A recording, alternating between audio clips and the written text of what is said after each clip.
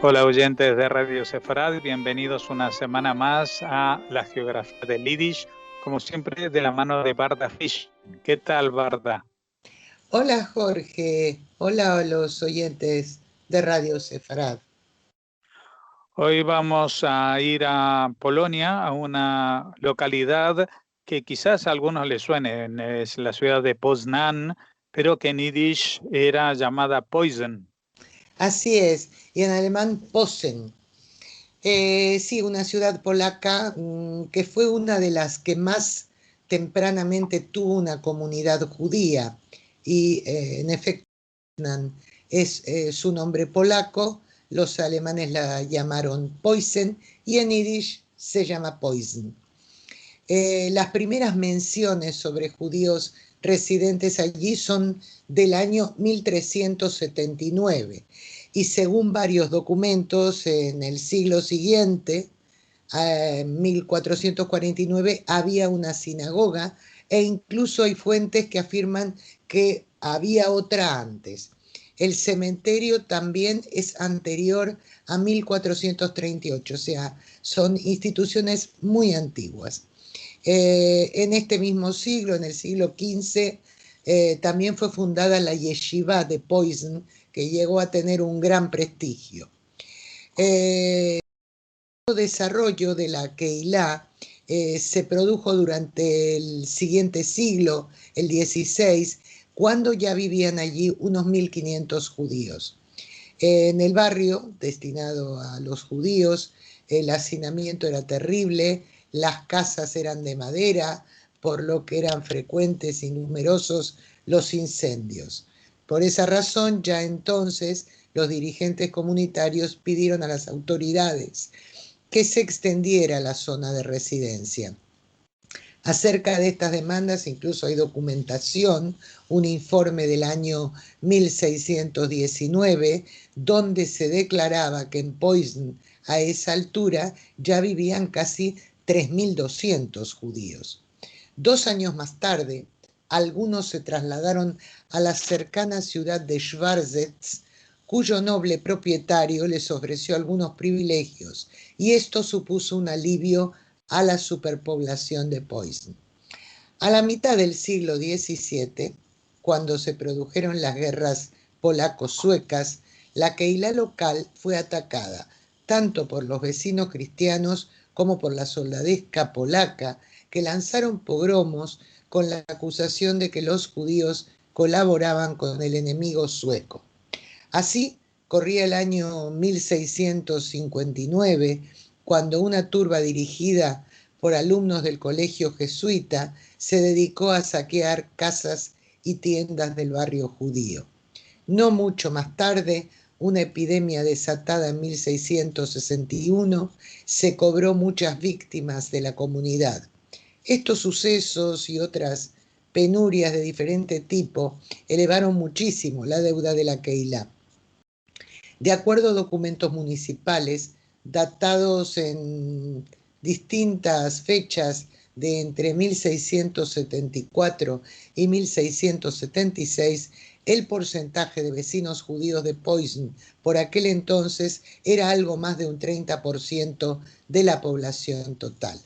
Se dedicaban sobre todo al comercio textil y de pieles, no solo en el mercado local, sino que exportaban o compraban a otros sitios de Alemania como Leipzig o Frankfurt del Oder.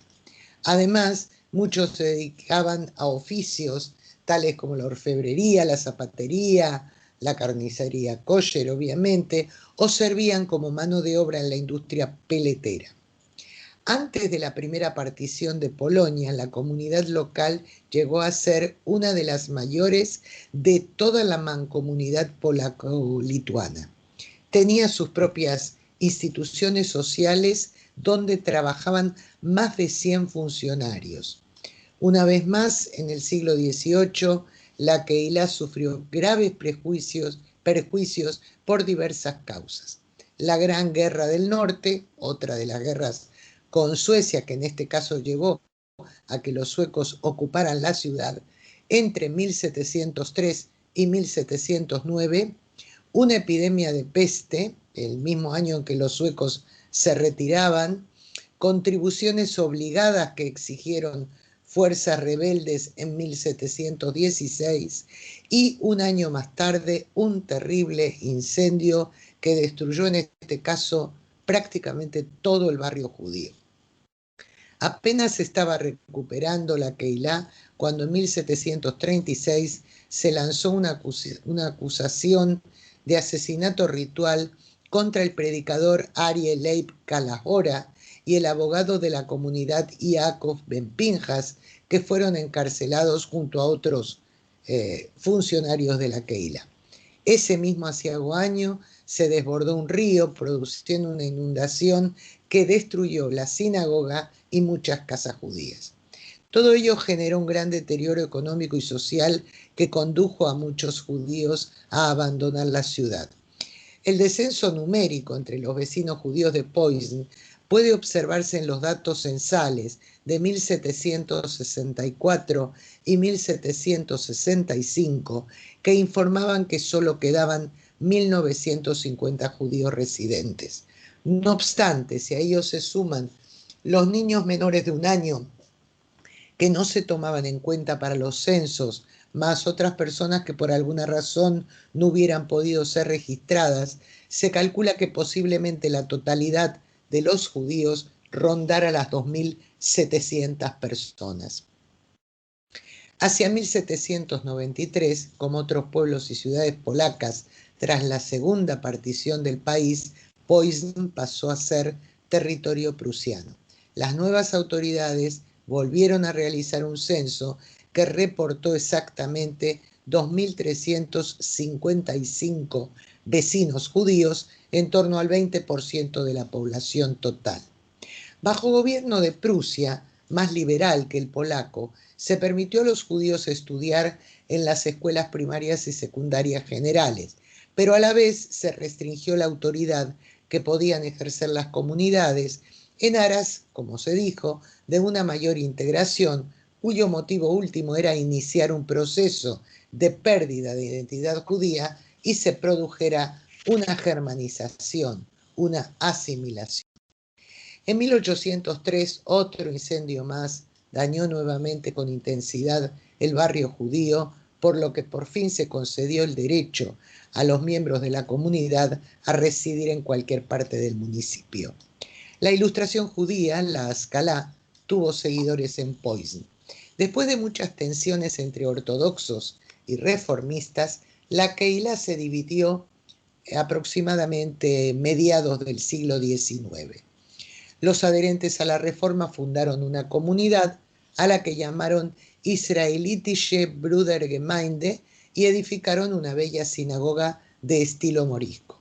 5 años después contrataron al rabino Joseph Perles, que con el tiempo llegó a escribir una historia de la Keilah de Posen. En cuanto a los ortodoxos, los seguidores fundaron el Einheitsgemeinde, a la vez que condenaban la escisión de los opositores. En esta Keilah ofició muchos años el rabino Wolf Feigenfeld, que desarrolló muchas iniciativas y actividades y también erigió una hermosa sinagoga. Tras la Primera Guerra Mundial, cuando Polonia se independizó, muchos judíos de Posen emigraron a Alemania. De acuerdo a los datos de la propia comunidad, en el año 1930 vivían allí 1.650 judíos y 2.300, y antes del estallido de la Segunda Guerra Mundial, hacia 1939, eran 3.000. Con la invasión alemana al país, una parte de los judíos huyó y en los 10 primeros días de diciembre de 1939, para vaciar la ciudad de judíos y transformarla en Judenrein, prácticamente todos los que aún quedaban fueron deportados a Ostrov-Lubelski y a otras ciudades que quedaban dentro del territorio del Generalgouvernement. Una minoría se envió a campos de trabajo forzados cercanos a la localidad.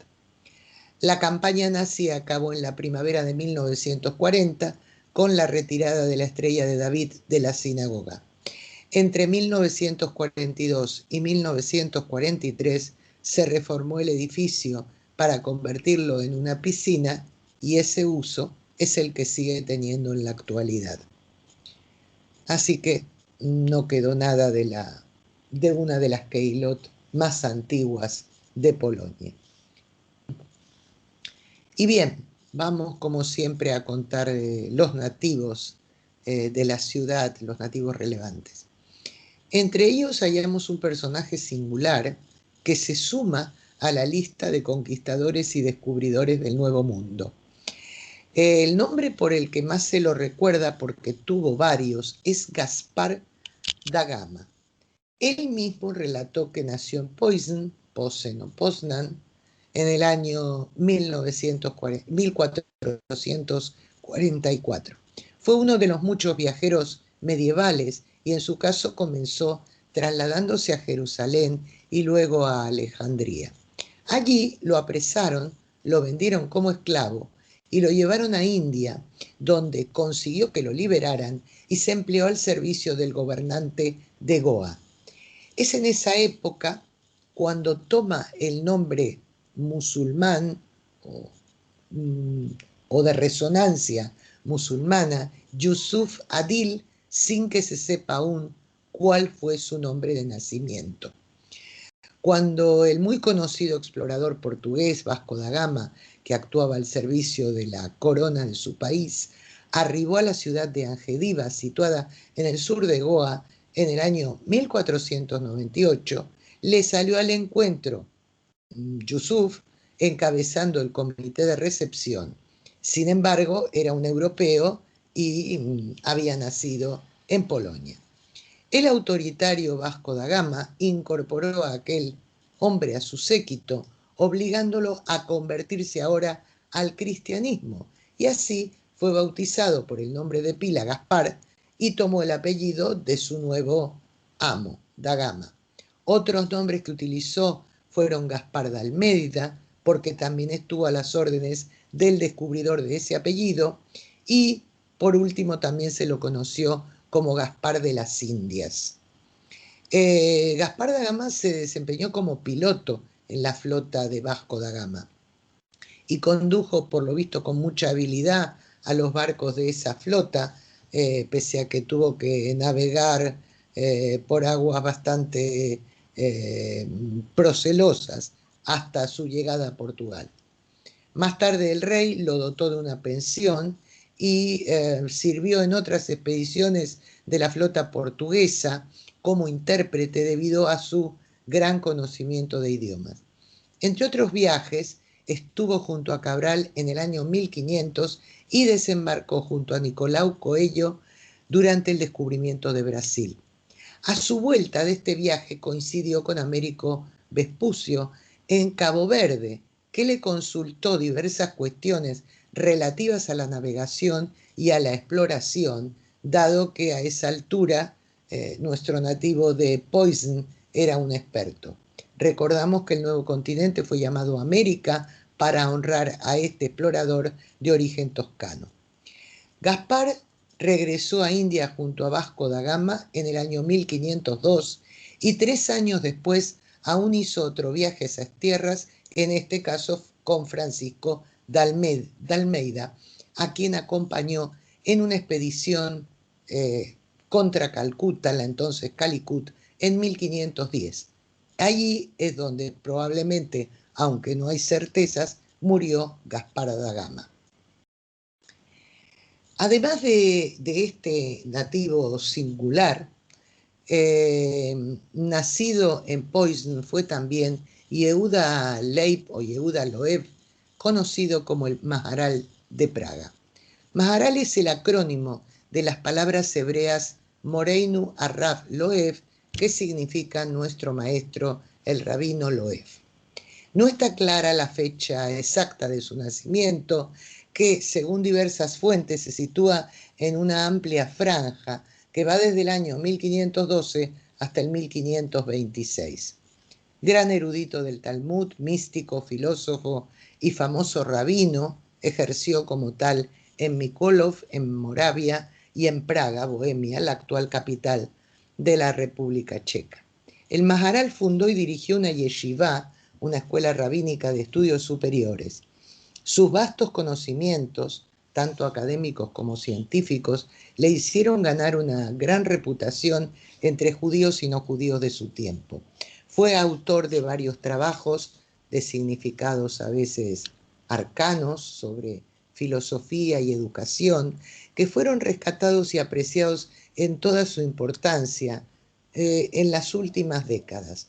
Su obra principal es un comentario que tituló Gur Aryeh sobre el también comentario a la Torá o Biblia hebrea de Rashi, acrónimo en este caso de Rabbi Shlomo Itzhaki o Rabbi Shlomo Yarji, otro destacado rabino y sabio que nació en el año 1040 en Troyes, en Francia, ciudad donde también falleció en 1105. Pero la figura del Maharal está asociada a una difundida leyenda medieval judía que lo sitúa como el creador del golem de Praga, una figura mitológica hecha de arcilla que podía cobrar vida. Dicha creación se habría producido en la llamada Alt-Neu o Antigua Nueva Sinagoga de Praga. Se le atribuye a Rabbi Yehuda haber creado el golem para proteger el gueto de Praga de agresiones antisemitas, a la vez que protegía y se ocupaba del mantenimiento de la sinagoga. De acuerdo a la leyenda, el golem carecía de la facultad de hablar y para animarlo debía escribirse una orden en un papel que se introducía en su boca. Lo mismo también podía hacerse inscribiendo algunos de los nombres de Dios o la palabra hebrea emet, que significa verdad. Luego, para desactivarlo, debía borrarse la primera letra de dicha palabra, de modo que solo quedara met, que significa muerto, y así el golem volvía a ser la original masa de arcilla inerte. No obstante, sobre el golem existen muchas e interesantes leyendas sobre su creación a cargo de diversos rabinos ilustres de la Edad Media e incluso de épocas más antiguas. El rabino Loew murió en Praga en el año 1609 y está enterrado en el antiguo cementerio judío de la ciudad de Yosefov. En el año 1910, por encargo del Ayuntamiento de Praga, el escultor checo Ladislav Salón realizó una escultura de 6 metros de alto que representa a Rabbi Yehuda y está situada en la propia casa consistorial. Ya más cerca en el tiempo, durante el siglo pasado, nació en Posen, en el año 1925, el sociólogo, filósofo y ensayista Zygmunt Bauman. Los temas que trató en su extensa obra son muchos: el socialismo, las clases sociales, el consumismo, el holocausto, la modernidad y la posmodernidad, la globalización y la nueva pobreza. Era de familia humilde y no religiosa, y junto a ella huyó al este en 1939, cuando Alemania invadió Polonia. En la Unión Soviética se incorporó al primer ejército polaco al mando de los soviéticos, donde se ocupaba de instruir a las tropas en educación política. Combatió en las batallas de Kolberg y de Berlín, y en mayo de 1945 le fue otorgada la Cruz Militar al Valor. Finalmente regresó a Polonia, donde se inscribió en el Partido Comunista y se ganó la vida enseñando filosofía y sociología en la Universidad de Varsovia. Pero en 1968, debido a la política antisemita del gobierno comunista polaco, instaurada en esa época aproximadamente, se lanzó una purga de judíos en la universidad. Bauman fue uno de los afectados y perdió su puesto de profesor, al igual que lo obligaron a renunciar a su nacionalidad polaca, ya que solamente así podía abandonar el país. Se dirigió a Israel, dio clases en la Universidad de Tel Aviv, pero cuando le ofrecieron una cátedra de sociología en la Universidad Inglesa de Leeds, la aceptó y se marchó. Bauman no era sionista y en varias ocasiones a lo largo de su vida manifestó públicamente su opinión crítica hacia la política del Estado de Israel. En la Universidad de Leeds fue jefe de departamento y cuando dejó la enseñanza se le otorgó el título de profesor emérito. También dio clases en universidades de Estados Unidos y Canadá. El inglés era su tercera lengua y a raíz de su residencia en Inglaterra escribió toda su obra en ese idioma desde que se instaló allí en adelante. Su reputación creció en gran manera, sobre todo a finales del decenio de 1990, cuando su pensamiento tuvo una enorme influencia en el movimiento antiglobalización. El periódico The Guardian le hizo una entrevista en la que Bauman relató su compromiso con el comunismo durante y después de la Segunda Guerra Mundial. En las décadas previas a su fallecimiento era un sociólogo reverenciado y tan popular como un artista, como un músico. Era incluso invitado a festivales de música, invitaciones que él aceptaba para dirigirse a los más jóvenes, de ideas alternativas que lo ovacionaban.